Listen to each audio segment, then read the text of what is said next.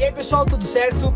Quem já acompanhava aqui o Veda do ano passado sabe muito bem que eu tenho um Tesla Model 3 aqui no Brasil, que é uma coisa um pouco estranha porque a Tesla não está aqui, não vende os carros aqui oficialmente, então eu fiz uma importação. Faço parte aí do pequeno grupo de pessoas que teve a coragem de trazer um desses carros pra cá, né? Somos mais ou menos 80 donos hoje no Brasil e eu tô aqui pra responder algumas perguntas que ficaram nos vídeos que eu já fiz sobre o Tesla. Quem quiser mais vídeo, tem vídeo eu dirigindo mais de 250 km com o carro dirigindo sozinho, tem um vídeo da minha análise completa do carro, tem um vídeo de unboxing lá no Fora da Caixa, vários vídeos legais que eu fiz, eu vou deixar aqui na descrição pra vocês todos os vídeos que eu fiz com o Tesla, tá bom? Mas aí eu recolhi algumas perguntas desses vídeos e estou aqui no carro pra responder elas pra vocês, tá bom? O Roberto colocou aqui assim: é impressão minha ou os carros da Tesla são perfeitos? Cara, não são perfeitos, tá bom? O carro tem defeitos sim, gente, principalmente pela questão da fabricação. A Tesla é uma montadora nova, então eles não têm a mesma experiência que outras montadoras, né? Nisso de fazer carros em grande escala, fazer muitos carros por dia. E aí acaba que a qualidade da construção não é a mesma, não é aquele ajuste fino. Em painéis, lugarzinhos, você vê que às vezes é um pouquinho desnivelado, principalmente isso, da construção. Às vezes um painel com o outro tem um pequeno desnível. Tirando que o carro sim, às vezes, por exemplo, aqui essa central de controle, muito raramente ela dá uma travadinha e você tem que resetar aqui, mas nunca o carro para de dirigir sozinho, por exemplo. Inclusive dá pra você resetar ele, enquanto ele tá dirigindo sozinho, ele não para de dirigir sozinho, porque ele tem uma redundância, né? São dois computadores, e aí quando um tá resetando, ele tá usando o outro, né? Eles trabalham em conjunto. Pra abrir aqui dizendo pra vocês que não, os carros não são perfeitos, mas eles são carros muito bons, são excelentes. Acho que não existe carro perfeito, mas eles são carros, cara, excepcionais, muito bons mesmo. O Aldoc perguntou como é que é a mecânica aqui no Brasil. Como é que eu tô fazendo pra manter o carro, né, na questão mecânica? É o seguinte, os carros elétricos, como eu disse no vídeo lá mais completo, eles não têm manutenção, não tem muito o que trocar, porque não tem motor a combustão, então não tem arrefecimento, não tem correia, você não tem óleo que você tem que colocar no motor, não tem câmbio, então não tem nada disso. Você tem que colocar água pro para-brisa e a primeira revisão é só nos 20 mil quilômetros, você troca tipo o filtro do ar-condicionado, é uma bobagemzinha ou outra que você consegue fazer aqui no Brasil. Você tem que trocar pneu, freio e disco, né, a pastilha e o disco e suspensão. Só que o freio ainda tem uma outra coisa, como o carro usa, né, a energia que você tá dirigindo, quando você para de acelerar, ele freia o carro, porque ele vira um gerador para recuperar a energia, então você quase nunca usa o freio numa situação de cidade. Você só vai gastar freio mesmo quando você estiver numa situação de pista ou numa estrada, é uma freada mais forte, né, você precisa frear mais. Então a pastilha e o disco duram anos. Ó, o Felipe colocou aqui: como é viajar sem poder abastecer nos postos? É difícil achar algum lugar que tenha postos para carros elétricos? Então, o carro tem 530 km de autonomia, mas essa autonomia ela é meio mentirosa, no sentido de que você teria que ir muito devagarinho, como um carro a combustão, né? Se você vai mais na pegada, 90, 100 km por hora, ele dura muito mais o combustível. Aqui não é diferente, né? Ele tem ali uns 460 km de autonomia dirigindo normal, digamos assim.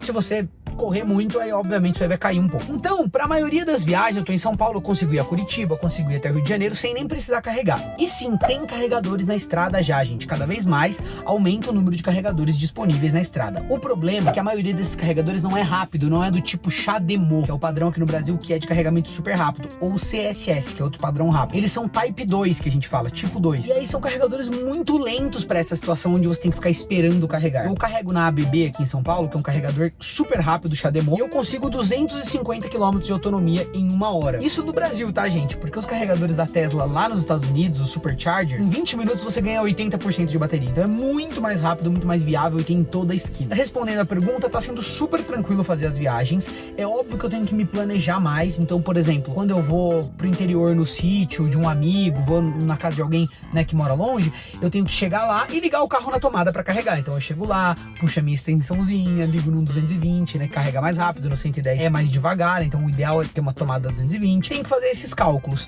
mas é uma coisa que você super se acostuma. Para quem acha que isso não é nada prático, eu quero promover aqui um pensamento. Pega todo o tempo que você gasta indo para posto, pega o tempo que você gasta quando você põe o seu carro na revisão, tudo isso que não tem no Tesla, para quando você for fazer uma viagem de mais de 500 quilômetros, você tem que parar um dia lá e esperar meia hora o seu carro carregar. Você vai ver que na verdade é muito mais prático ter um carro elétrico que você carrega na sua casa e sai todos os dias com 100% de bateria do que ter um carro a combustão que tem que ir no posto regularmente. O André Alves perguntou quanto é que tá o IPVA do carro. O IPVA do carro é baseado no preço final do carro, depende do valor da importação informação, né, que você conseguiu do dólar, etc. Mas tem uma questão, existem leis, gente. Aqui em São Paulo, por exemplo, tem uma lei que vai isentar a pessoa de imposto, né, nos carros elétricos. Só que o teto de valor dessa lei, quase nenhum carro elétrico se encaixa. Ou seja, seria grátis o IPVA, mas a lei não cobre a maioria dos modelos de carros elétricos porque eles têm um preço acima do que a lei coloca como limite. E a pessoa que passa desse limite não pode nem usar uma coisa proporcional, né? Por exemplo, vamos supor que a lei é até 100 mil reais, aí o carro custa 150, ele teria isenção do IPVA, né? É proporcional ao 100 e pagaria o IPVA só dos 50. Não tem isso. É um incentivo aos elétricos que meio que não funciona porque quase nenhum carro se encaixa nesse incentivo. Então é muito triste porque seria importante esse tipo de incentivo para que as pessoas, né, topassem fazer esse teste, mudar um pouco a mentalidade, ir num carro elétrico, né, numa opção elétrica. Que pena. Como fica a questão da documentação? Tenho dúvidas quanto a isso. Cara, quando eu fiz a minha importação, eu fiz na DPR Trading, né? Um importador muito legal que é o Daniel. Ele cuida de tudo isso pra você. Ele vai te passando o caminho das pedras, você vai fazendo, né? Vai pagando os documentos e depois o carro sai documentadinho.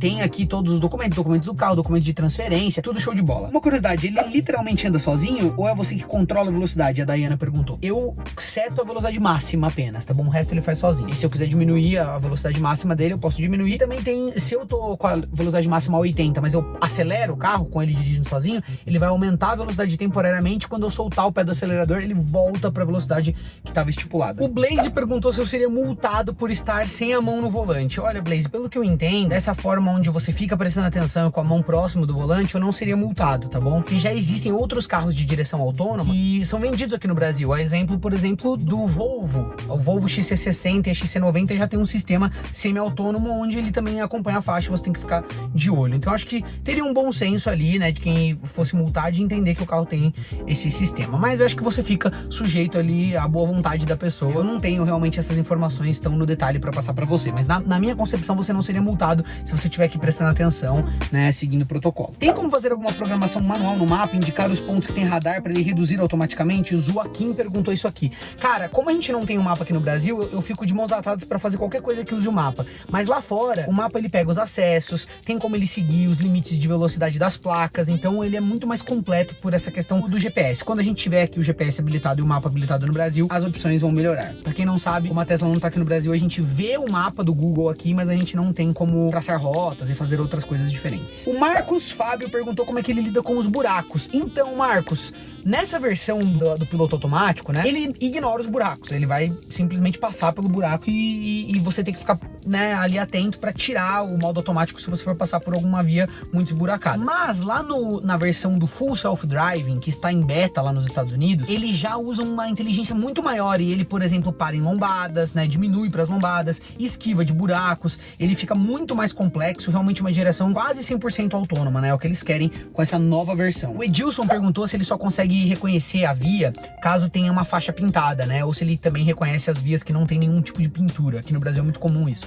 E sim, ele reconhece as vias mesmo sem pintura, ele usa, né, a inteligência dele para misturar um monte de informações, ele usa também a posição dos outros carros, e quando não tem nada, ele usa mesmo a imagem, compreende a imagem e consegue se guiar. Obviamente que quando tem as faixas, né, ele funciona muito melhor, mas sem as faixas ele consegue se encontrar, não fica tão perdido. São raras as vezes que ele perde quando não tem faixa. O Weasley, por causa do vídeo que eu coloquei lá dirigindo sozinho, ele perguntou, tem que ficar corrigindo o volante? Eu vi algumas correções, foi isso que você fez? Não foram correções, a questão é que eu tenho que confirmar que eu tô aqui fazendo uma pequena pressão pro lado no volante para ele continuar dirigindo sozinho. Então foi só isso que eu fiz, eu dei uma pressãozinha no volante e aí ele confirmava. Por isso que parece que eu tô dando umas corrigidas de curva, mas não é isso que eu tô fazendo não, tô só mostrando pro carro que eu estou presente. O Arthur colocou aqui que numa certa minutagem o carro parou de reconhecer, tinha 3 carros na imagem, ele só reconheceu 2. Então, Arthur, pode ficar tranquilo, porque na verdade a visualização que aparece aqui pra gente já é meio filtrada, o carro tá vendo muito mais coisas. Essa visualização que aparece pra gente é uma visualização, tipo uma pré-visualização, não é tudo que ele tá processando de informação, é simplificado. Então com certeza ele tava vendo aquele carro sim, ele só não colocou porque ele tava decidindo, por exemplo, se o carro era uma picape ou se era um carro menor, mas o carro está vendo e está considerando aquele veículo, tá bom? Essa pergunta é muito legal. O Eric perguntou da questão do desengate do piloto automático, se ele dá um tempo para você pegar o volante ou se ele já solta na sua mão. E é difícil explicar porque é muito orgânico. Ele faz de uma forma que ele, quando você tira o piloto automático, ele meio que já deixa o carro de um jeito onde você pode tomar o controle, você toma o controle imediatamente, tá? É muito rápido, só você mexer o volante já pegou o controle do carro. Mas ele não faz de uma forma onde você pega no susto. Ele faz uma espécie de degradê muito rápido onde é confortável confortável pra você pegar o carro quando ele tá no piloto automático e mudar isso, né? Pisando levemente no freio ou tomando o volante assim, né? Você só vira um pouco o volante, você toma o controle do carro. É rápido, mas é feito de um jeito orgânico. O Flávio Iso colocou aqui, pô, dirigir é tão legal, eu acho que eu não queria ter que querer um carro desse pra mim. E muitas pessoas nos vídeos colocam isso. Ai, que saudades do V8. Ai, qual é a graça de comprar um carro que dirige sozinho? A graça é dirigir. Então, gente, a questão é que esse carro é muito gostoso de dirigir. A maioria das vezes, quando pega estrada e tal, eu mesmo dirijo. A questão é você poder escolher quando você quer dirigir e quando você não quer. Esse é o pulo do gato, entendeu? Essa é a grande diferença. Então, por exemplo, se eu tô num trânsito, num congestionamento, numa estrada onde tá um pouco mais cheio, ou eu tô dirigindo muito cedo, tô cansado, eu posso ligar o autopilot e ter todo o conforto. E se eu quiser dirigir, basta eu apertar aqui e eu tenho um carro super rápido, super gostoso de dirigir, super na mão. É ter os dois, entendeu? Ter um não anula o outro.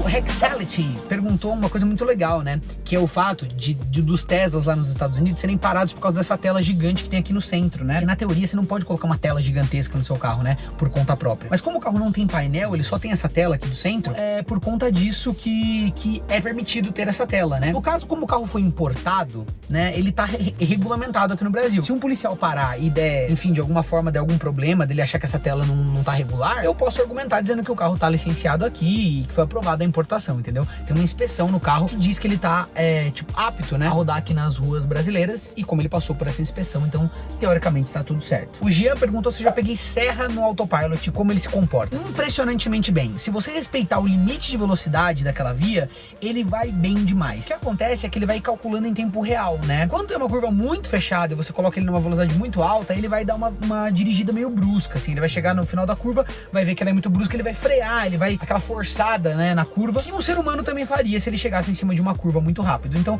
se você manter o limite de velocidade da via 40, 60 numa serra, ele vai conseguir fazer as curvas numa boa e é super confortável você não ter que ficar ali dirigindo, né, numa serra muito apertadinha, muito íngreme. Você põe e ele lida com isso. O Marcos perguntou como é que ele faz, porque ele tá numa cidade que não tem um eletroposto, né, um posto de recarga, se ele poderia encomendar um carregador. Então, gente, eu estou aqui agora, olha ali atrás, tá vendo aqui, ó? Opa, calma aí, aqui, ó.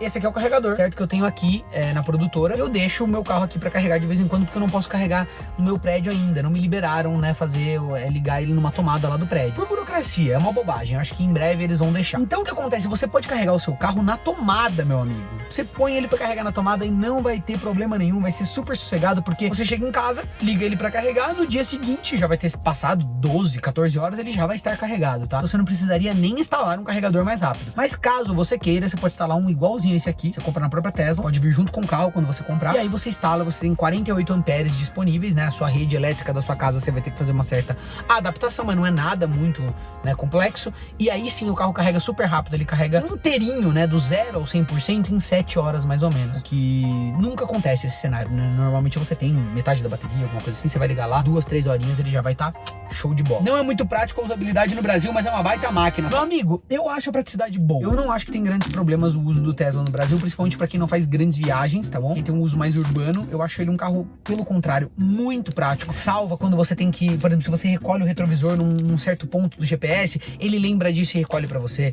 Ele sai da vaga sozinho, entra na vaga sozinho, dirige sozinho. A personalização por cada usuário, né? Quando a minha namorada senta aqui, o carro já se configura todo pro gosto dela. Tem como eu acompanhar podcast, assistir YouTube. Quando eu tô esperando alguém, eu posso usar Netflix. É muito prático esse carro, cara. A palavra é praticidade. Então, eu discordo de você. Outra pergunta aqui do Thiago sobre políticas de redução de imposto e coisa assim. Na minha opinião, deveria ter sim um incentivo para esse tipo de carro. Não só para que as pessoas começassem a aderir, mas para que também as montadoras trouxessem mais carros, montadoras de carros elétricos se interessassem pelo nosso mercado, porque eu acho que essa transformação ela vai exigir um certo tipo de incentivo, né? Por enquanto tá meio difícil, tem algumas vantagens, por exemplo, aqui em São Paulo não tem rodízio para carro elétrico, são poucas. Mas tem estados aqui do Brasil que já isentam a pessoa de IPVA, o que é excepcional. Acho que esse seria um incentivo muito bom. O Gabriel colocou aqui no comentário dele que parece que eu tenho que prestar muita atenção no vídeo, né? Ali que eu fico muito prestando atenção na estrada, que eu tenho que parar várias vezes, que é um tipo de piloto automático parecido com outros carros tipo da Volvo e tal. E não é, cara. O sistema autônomo funciona muito bem. Ele dá a seta e muda de faixa sozinho. Ele respeita demais. A direção é muito orgânica, ninguém nem percebe que você tá usando um sistema autônomo. Então é muito mais avançado que essas marcas, apesar do da Volvo ser bom, nem se compara com o da Tesla. Tá muito mais mais avançado. Quando chegar agora o beta aí, nem se fala, vai ser um negócio absurdo mesmo, a diferença, né, entre esses sistemas, mas o da Tesla é o mais avançado com certeza, e eu só tenho que fazer algumas intervenções, porque como aqui a gente não tem os mapas, ele não sabe pra onde eu tô indo, não pega os acessos, então por isso que eu tive que parar algumas vezes, mas só pra pegar os acessos. Caso tivesse os mapas, ele pegaria sozinho. O Thiago pergunta quanto é que eu gasto de energia aproximadamente. Meu querido, eu gasto aproximadamente R$30 pra rodar 500 km com esse carro. E é um carro super potente, o 0 a 100 dele é em 3.2 segundos, torque de 80 quilos. É um carro que, se fosse um carro a combustão, ia gastar aí, cara, só gasolina Podium, né, da mais cara, e qualquer rolezinho você ia gastar 600, 700 reais pra rodar. E aqui eu gasto R$30 pra rodar 500 km, tá? Então é muito barato, né, o consumo de energia do carro. O Thiago perguntou aqui como é que é a questão daquele eletroposto que eu paro no vídeo, né, ou que eu faço a viagem de carro dirigindo sozinho, eu paro num eletroposto que tem aqui da ABB. Ele perguntou se é cobrado ou não. Cara, a maioria esmagadora dos eletropostos, não só aqui no Brasil, mas também lá fora, é gratuito. E quando é cobrado, é um valor muito baixo, muito baratinho, entendeu? No caso do Brasil, como ainda é tudo muito novo, 99,999% das vezes vai ser de graça. Inclusive em shoppings que já tem carregadores, né? Você vai lá fazer compra, comer, você já deixa carregando, é de graça, você só paga o estacionamento. E tem vários lugares que é na rua mesmo e é sempre de graça. Esse da ABB, por exemplo, é gratuito. O Vinícius fez uma pergunta aqui de como é que é o comportamento dele em situações mais extremas, como por exemplo, à noite, tempo chuvoso, trânsito no meio da cidade, estrada menor com buracos ou de terra, e como ele se comporta em ladeiras. Vamos lá. À noite o carro funciona perfeitamente bem, é a mesma coisa. Na chuva, ele funciona muito bem, mas ele não faz milagre, é que nem um ser humano. Se a chuva estiver absurdamente intensa, tempestade, é melhor você deixar mais devagar. Assim como os olhos humanos, ele vai estar ali interpretando as imagens que ele tá vendo, tá bom? Mas eu já dirigi em tempestade com esse carro sinistra, colocando a velocidade um pouco mais devagar, e ele vai super bem, não tem problema nenhum. Trânsito no meio da cidade. Ele não foi projetado, esse autopilot que eu tenho aqui, pra cidade. É pra estrada. Mas o autopilot, esse beta que tá lá nos Estados Unidos, esse sim é feito pra cidade. Ele, inclusive, se tiver algum carro parado na sua faixa, né, porque quebrou alguma coisa, ele até esquiva, ele respeita o fluxo, ele se adapta, né, ao que tá acontecendo. Quando esse beta chegar, realmente ele vai dirigir na cidade perfeitamente, é o que a gente espera. Como você faz a carga dos 20% aos 80% ou completa? Cara, na verdade, isso tanto faz. Essa bateria aqui, cara, ela não tem essa frescura de você ter que ficar se preocupando tanto com isso, tá bom? Então, o ideal é você sempre carregar ele no máximo, mas se você tiver que carregar só até 80%, não tem problema nenhum. Na verdade, o ideal é você carregar só até os 80%. Ele inclusive recomenda que você só carregue até os 100% quando você vai fazer uma viagem longa, alguma coisa assim. Normalmente eu carrego só até os 80% e já tem 460 km de autonomia e vai que vai. Mas quando vai fazer alguma viagem, aí você completa. O Umbiel, que inclusive parece que é um canal aqui do YouTube, obrigado por estar assistindo aqui o conteúdo, perguntou: o som da arrancada é super silencioso também? Cara, essa questão do som da arrancada é engraçado, porque ele tem um sonzinho que é tipo um...